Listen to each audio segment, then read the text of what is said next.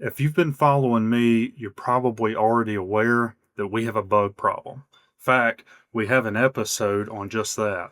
What is the bug problem? And we included a lot of the literature that we use to come to that conclusion in the show notes. So you can listen to a full length episode on that issue. That matters a lot because things that eat insects, like turkeys are dependent on insects, particularly when they're little. So poults, they are dependent on insects, and without having abundant insects, that can be detrimental to reproduction. And I'll also tell you, it's not just turkeys. In fact, we have an episode called It's Not Just Turkeys. You can listen to that one too. It is actually a broad scale pattern across things that are insectivores. So in other words, things that eat insects for part of their life cycle, especially when they're feeding their young insects, are pretty much across the board declining. So we have pretty strong evidence of all those things. Another thing that I want to reiterate to you here is the bug problem isn't just a bug problem, it's a habitat problem. The bug problem is really driven by habitat. I'm not just telling you that. That's not just my opinion. I have the receipts. I'm going to cover a paper that was just published on this today, hot off the press. I will remind you, when we look across the eastern United States in particular, historically, almost all of that was referred to as grand savanna, or in other words, it was savanna and woodland. You can see from this map I'm showing you right here, it was almost all of the eastern United States. Nearly none of that is savanna now.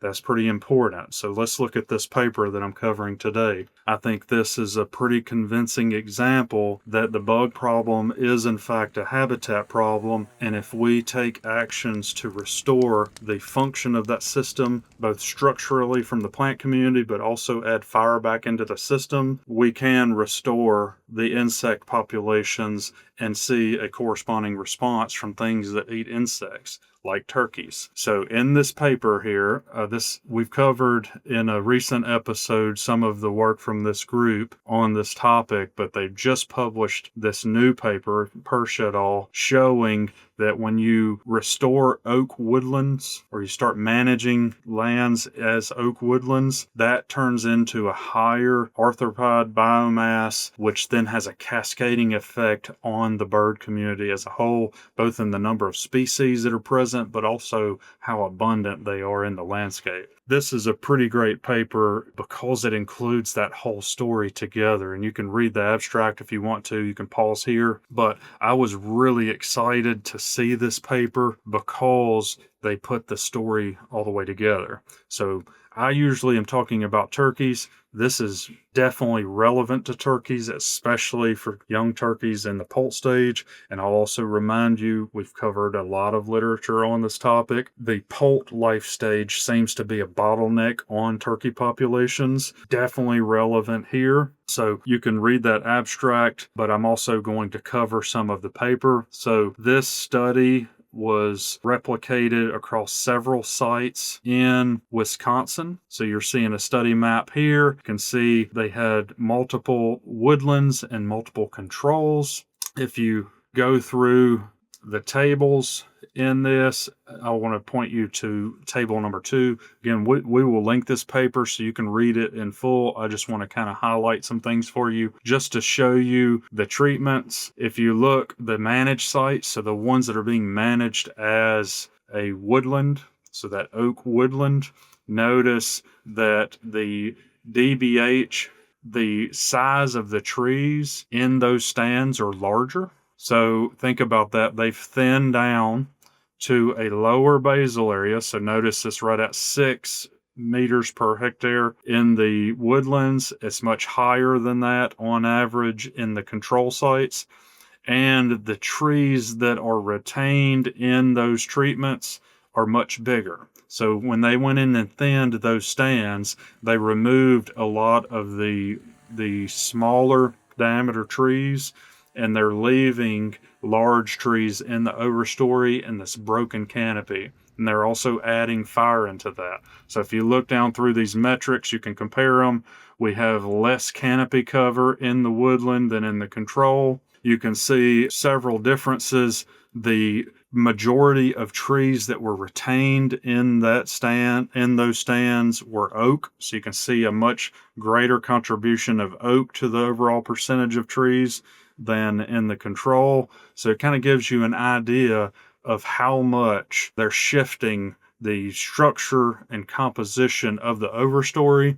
And you can see when they add the sunlight and fire, we now have substantially more herbaceous cover in the understory than you would if you were not managing them as woodland like this. So this is just to kind of give you a comparison down through. If we go to the second figure, this is really highlighting one of the important things that they observed in this stand.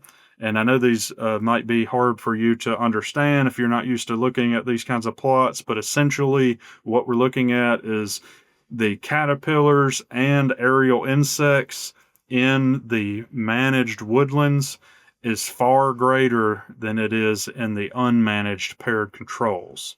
All right. Way more insects based on the number of caterpillars and also on the bugs that are flying around in those stands. That corresponds to this figure 3 here. You can see the avian species richness in managed woodlands is far greater than their paired controls. That happened across the board. That is super consistent.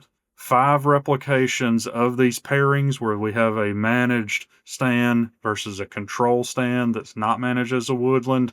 In all 5 cases, the managed stands had substantially higher avian species richness. So more avian species, more bird species, particularly things that eat insects, which makes a lot of sense because when we manage it that way, we increase the number of species of insects, but the biomass of those insects also. That correspondingly increases how many species of birds are colonizing and how many of each species are present. So that's where that cascading response comes in. We go into stands, reduce the canopy cover by selectively removing unwanted species.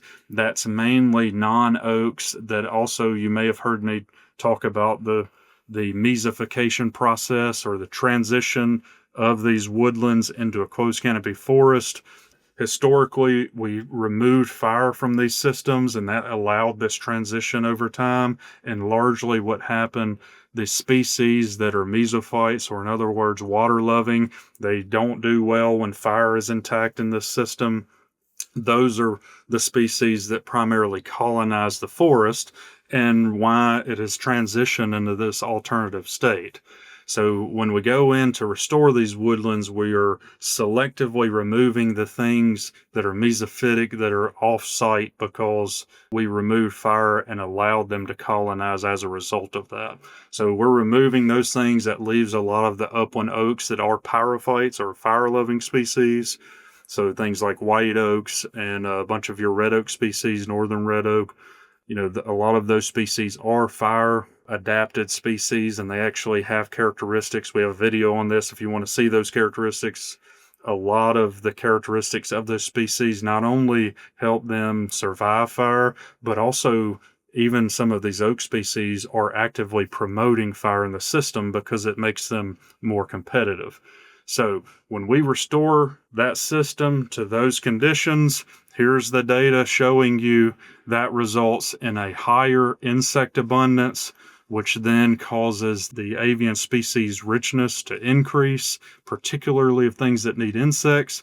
And I can tell you, we have data on this, and there are plenty of publications to show. So here's the bird species. If you look at this table, they were not showing turkey response in this particular study, but turkeys respond by colonizing those areas, but also by increasing survival and reproduction in that type of system. So if you want to deal with this bug problem, that really is a habitat problem. This is the data showing you that. There's corresponding data in pine systems to show when we reduce the canopy down to this open canopy woodland or savanna structure and then add fire into the system, That results in this cascading effect that increases insect abundance, also improves cover for nesting and brooding, and that correspondingly increases insectivorous bird species like turkeys, not just in abundance, but also in reproductive success.